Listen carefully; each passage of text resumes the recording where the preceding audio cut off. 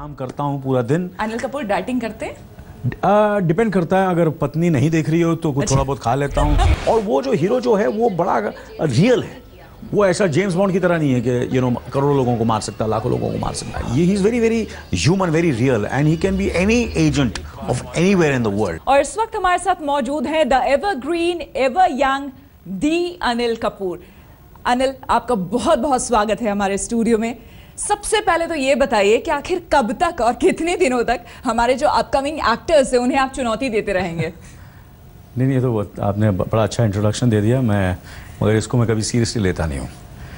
लेकिन लोग मानते हैं, लोग कहते हैं, लोग मानते हैं, मगर मुझे पता है कि मैं क्या हूँ, और खुशी भी होती है, but I know where I stand. I am not delusional about my self. So well, of course I have been very very consistent and very careful about what I exercise and my regimen and my eating habits and all. चलिए, आपने ये जिक्र कर ही दिया तो मुझे लगता है कि कई दर्शक हमारे ऐसे हैं जो जानना चाहेंगे आखिर अनिल कपूर करते क्या हैं। मुझे लगता है कि इवन बॉलीवुड में भी कई हमारे एक्टर्स होंगे जो जानना चाहते होंगे कि आखिर अनिल कपूर का सीक्रेट क्या है, वो करते क्या है, अभी भी इतने यंग बने हुए हैं। नहीं, मुझे ऐसा लगता है कि कुछ लोग मुझसे भी ज़्यादा करते हैं, ज़्यादा एक्सरसाइज करते हैं और एंड डाइट पे भी बहुत कंट्रोल करते हैं। मैं तो फिर भी सब कुछ खाता पीता हूँ। और नहीं, अदरवाइज आपका अगर हम डेली का शेड्यूल जानना चाहें तो क्या है आपका शेड्यूल? रोज का कैसा रहता है शेड्यूल? डिपेंड करता है कि मैंने कितने बजे तक मेरी शूटिंग हुई है, उस हिसाब से। अगर लेट नाइट शूटिंग हुई तो फिर उस हिसाब से 6-7 घंटे तो मुझे सोना ही पड़ता है। मुझे लगता है लोग इंटरेस्टेड हैं सब चीज़ों में, बिल्कुल जानना चाहते हैं, इसलिए मैंने शुरुआती आपका इंट्रोडक्शन ही ऐसे किया। आप समझिए, मैं दर्शकों को आगे ये भी बताऊंगी 24 इनका सीरियल जो आया था, सेकंड इसका सीजन शुरू हो रहा है, उसी बारे में खास तौर पर हम बातचीत करेंगे। लेकिन जो आपका जय सिंह राठौर का जो किरदार रहा है वो इतना धमाकेदार आपका रहा था टेलीविजन पे, उसकी जो एंट्री रही थी, लोग अभी भी याद कर रहे हैं और अब वेट कर रहे हैं उसके सेकंड सीजन के लिए। हम उस पे आएंगे, इसलिए आपके फिटनेस रेजिम के बारे में जानना चाह रहे हैं। तो मैं जल्दी से बोलता हूँ, मैं सुबह उठता हूँ, 1 घंटे की एक्सरसाइज करता हूँ, 1 घंटा एक्सरसाइज करता हूँ, कभी कभी 1.5 घंटा अपने ट्रेनर के साथ बैठा रहता हूँ, फिर आता हूँ, नाश्ता करता हूँ, नहाता धोता हूँ और काम पे निकल जाता हूँ। काम करता हूँ पूरा दिन। अनिल कपूर डाइटिंग करते हैं? डिपेंड करता है, अगर पत्नी नहीं देख रही हो तो कुछ थोड़ा बहुत खा लेता हूँ। उनके सामने ज़रा कोशिश करता हूँ कि मैं जैसे वो बोल रही हैं वैसे तो हाथ मारती रहती है, ये क्या खा रहा है, वो क्या खा रहा है। सो ऑब्वियसली उससे थोड़ा सा आपके डाइट पे भी उनका कंट्रोल बिल्कुल है, थोड़ा सा कंट्रोल है उनका। होम मिनिस्ट्री का हर जगह कंट्रोल रहता है। तो जब और मगर जब वो नहीं रहती हैं आसपास तो फिर थोड़ा बहुत अपना खाना, जो डाइट खाना, वो भी खा लेता हूँ और फिर दूसरों का भी थोड़ा खा लेता हूँ। ये बताइए, आपको मीठा पसंद है? नहीं, मीठा दैट हैज बीन बहुत ही मेरे लिए एक एडवांटेज रहा है। मेरा आई am not very fond of sweet tooth नहीं है मेरा। या अच्छा, तब तो कंट्रोल करने में उतनी मुश्किल नहीं होती होगी आपको? हाँ, बिल्कुल बिल्कुल बिल्कुल। मैं कभी कभी चॉकलेट्स जो है, स्पेशली डार्क चॉकलेट्स खाने का आजकल थोड़ा बहुत शौक, तो कभी कभी हस्बैंड एंड वाइफ थोड़ा सा चॉकलेट खा ही लेते हैं। अच्छा, आजकल जो ट्रेंड बन गया है और काफ़ी लंबे टाइम से हम देख रहे हैं, किसी फिल्म के लिए कोई हीरो 70 kg बढ़ा रहा है तो कोई 50 kg कम कर रहा है, जिम करता है, मतलब घंटों जिमिंग के उनके यूट्यूब्स पे वीडियोज़ आते हैं। तो कभी आपने ऐसा कुछ किया? क्योंकि वो 7 दिन और आज अनिल कपूर वैसे ही हैं जैसे थे। लेकिन क्या था कि पहले मैंने ये सब चीज़ें की हैं, मगर पहले जो मीडिया था उसमें ज़्यादा ध्यान नहीं देता था, इंटरेस्ट नहीं लेता था। जैसे जब मैंने विरासत की, जब मैंने ईश्वर की, मैंने 1942 लव स्टोरी की, लम्हे की, तो लम्हे में अगर आपको याद होगा कि मैंने श्री जी का पिताजी का रोल भी किया था। I was almost like a father and I was someone who played younger to Sridevi ji also. Then उसके बाद विरासत में मैंने वो जो मूछें उगाई थी, फर्स्ट हाफ में मैं दुबला पतला लंदन से आता हूँ और सेकेंड हाफ में then I take over and broad shoulders big and I put on weight for that. And तो ये सब चीज़ें कि 1942 में मैंने क्योंकि 1942 में जिस किस्म का हेयर स्टाइल होता था, मैंने अपने बाल बहुत ही शॉर्ट कर दिए थे, 42 के हिसाब से किया, मुस्टैच का स्टाइल चेंज किया and of course I lost a lot of weight because मैं 3 बच्चों का बाप था। और मैंने विनोद चोपड़ा को बोला, यार तू किस एंगल से मुझे इस रोमांटिक रोल में रह रहा है? तू आमिर खान को ले जो मेरे से 10 साल छोटा है, या तू मुझसे अपना बॉबी देओल नया आया था तो मैंने बॉबी को फ़ोन लगाया, मैंने आमिर को फ़ोन लगाया, मैंने यार तू इन दोनों को ले यार, तू रोमांटिक रोल में मुझे कहाँ ले रहा है? बोला नहीं, मुझे तुझे ही लेना है। मगर मीडिया इंटरेस्टेड नहीं थे, मैं बाल भी काट रहा था, मीडिया को बुला रहा था, फ़ोन कर करके बोल रहा था आओ यार देखो मैं कितना अपने आप को ट्रांसफॉर्म कर रहा हूँ, बट नोबडी वाज इंटरेस्टेड। आजकल this is become cool. See the first half of 24 where I'm almost like an alcoholic क्योंकि मैं शराबी हो जाता हूँ, तो दाढ़ी उगी हुई है, थोड़ा सा मैंने बल्क भी है फर्स्ट हाफ में, वेट गेन किया है, और second half after the 14th episode you will see me much more slimmer and little less I look slightly different. अच्छा, जो पहला सीजन रहा है 24 का, उसमें और इस सीजन में क्या कोई फर्क देखने को मिलेगा? क्योंकि हमें मतलब ये पता चला है कि बायो वॉर से नेशन को बचाने की बात इस बार के सीजन में yes. That's that's जैसे कि आजकल टेररिज्म का जो पूरा आजकल तो देखो दुनिया में क्या हो रहा है, आपको पता ही है, क्या बताऊं, बड़ी दुख की बात है हमारी ये, this is the reality which we have to face. So all these things are there and in the second season ये सब चीज़ों के साथ साथ ये बायो वॉरफेयर का भी डर है. जैसे कि आपको पता ही था कि बायो ये लोगों को ये डर था कि शायद इराक में these chemicals are there and उनको डर था कि बायो वॉरफेयर हो जाएगा, तो उन पे हमला किया गया और पता चला वहाँ कुछ भी नहीं था, सुनने में आया. मगर ये थ्रेट तो कॉन्स्टेंटली रहेगा कि बायो वॉरफेयर भी शुरू हो सकता है पूरी दुनिया में. और ये ऐसा एक बायो वॉरफेयर है, ये वायरस ऐसा है कि एक झटके में आप करोड़ों लाखों लोगों को मार सकते हैं. सो इस किस्म का थ्रेट है इस शो में जो हमने टैकल करने की कोशिश की है, और जय सिंह राठौड़ उस थ्रेट को, हिंदुस्तान को, अपने देश को बचाना चाहता है. कई सारे हमारे दर्शक हैं जो शायद ये नहीं जानते होंगे, दरअसल 24 जो है वो एक अमेरिकन सीरियल है और काफ़ी पॉपुलर है वहाँ पे. और ये भी आपको बता दूं साथ ही साथ कि 24 का जो 8th सीजन था उसमें अनिल ने उमर हसन के किरदार को अदा किया है उसमें, जो कि काफ़ी पसंद किया गया और अमेरिकन प्रेस में उसकी काफ़ी तारीफ भी हुई थी Anil, if I am not wrong.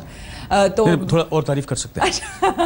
बिल्कुल बिल्कुल, बहुत तारीफ करेंगे और आपके दर्शक हैं इतने चाहने वाले तारीफ करने के लिए, तो उसमें बहुत आपकी तारीफ हुई थी. तो लेकिन ये आइडिया आपके दिमाग में आया कैसे कि इस सीरियल को हम इंडिया लेके चले और यहाँ पे इसको रीमेक इसका? मुझे ऐसा लगता है कि देखिए, आपको अगर कोई अच्छी इमारत बनानी हो तो सबसे पहले तो आपको एक अच्छी ज़मीन खरीदनी चाहिए. तो जब मुझे लगा कि यार ये ज़मीन बहुत ज़बरदस्त है, ये कहानी, इसका स्क्रिप्ट, इसका जो पूरा जो आइडिया जो है कि रियल टाइम 24 घंटे एंड उसका जो पेस, उसका जो थ्रिल, और जो उसका किरदार, जो मेन जो कैरेक्टर है जैक बावर का, जय सिंह राठौड़ का, he is a great hero. और वो जो हीरो जो है वो बड़ा रियल है. वो ऐसा जेम्स बॉन्ड की तरह नहीं है कि करोड़ों लोगों को मार सकता है, लाखों लोगों को मार सकता, ऐसा नहीं है कि कुछ भी कर सकता है. ये he is very very human, very real, and he can be any agent of anywhere in the world. तो मैंने बोला कि यार, और टेररिज्म जो आपको पता ही है कि, and I am the head of the anti terrorist unit, so उसका मैं ATU का मैं हेड हूँ.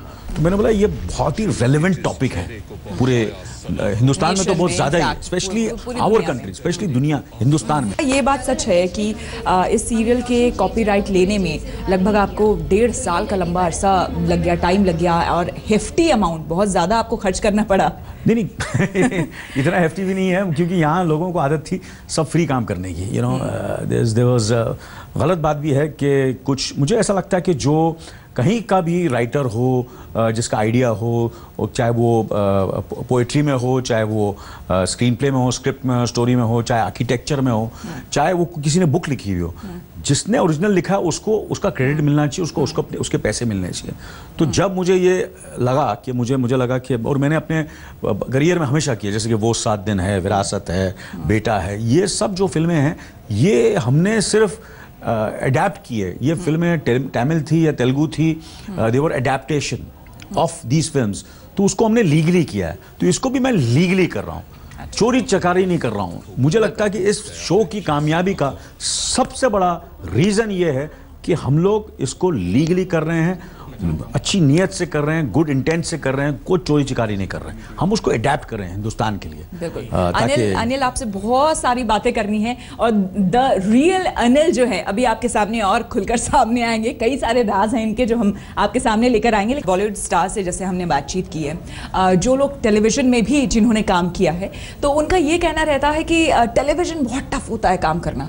फिल्मों में फिर भी आसान है थोड़ा, आप टेक्स बहुत ले सकते हैं, एंड आपके पास स्पेस होता है, काइंड ऑफ लंबा स्पैन होता है एक फिल्म को शूट करने के लिए. टेलीविजन में ये चीजें नहीं होती. तो क्या वाकई बहुत मुश्किल होता है टेलीविजन? जैसे कि अभी 24 जो मैं कर रहा हूँ, ये हिंदुस्तान के लिए जो मैं कर रहा हूँ, यही शो वहाँ जब बनता है तो इससे उसकी कीमत और उसका खर्चा जो है 15 या 20 गुना ज़्यादा है। ये शो जो है 190 दिन में हमने कम से कम 10 फिल्में बनाई हैं, क्योंकि 24 एपिसोड मतलब 10 फिल्म्स।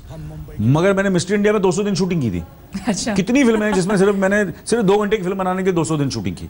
तो ये 200 दिन में हम 10 फिल्म बनाते हैं, वहाँ 200 दिन में 1 फिल्म बनाते हैं। आजकल तो हम लोग 70, 80, 100 दिन में फिल्म बना देते हैं, मगर what I am trying to say maximum 2 film बनेंगे। So in that time we have to, but result हमको वही चाहिए फिल्मों से बेहतर, जो हमने 24 में कोशिश की है कि जो रिजल्ट हो वो ऐसा नहीं लगना चाहिए कि यार हम टीवी देख रहे हैं तो ऐसे ही कर दिया है, जल्दी जल्दी में किया है, परफॉर्मेंस अच्छी नहीं है। अगर आप ट्रेलर भी देखें और आपने जो भी छोटे छोटे दृश्य देखेंगे, आपको ये ज़रूर महसूस होगा कि सब ने बड़े दिल से काम किया। उसे बहुत कम लोग हैं जिन्होंने आपकी आवाज़ सुनी होगी गुनगुनाते हुए कुछ, और आपने चमेली की शादी में टाइटल ट्रैक उसका गाया था। बड़ा बुरा गाया था, बड़ा। आज भी सुनता हूँ तो अपने कान बंद कर देता हूँ, इतना बुरा। उसके बाद मैंने गाना बंद कर दिया। नहीं, आपने गाया था, आपने टशन में गाया था, भैया जी का टशन। नहीं, मैंने गाया था।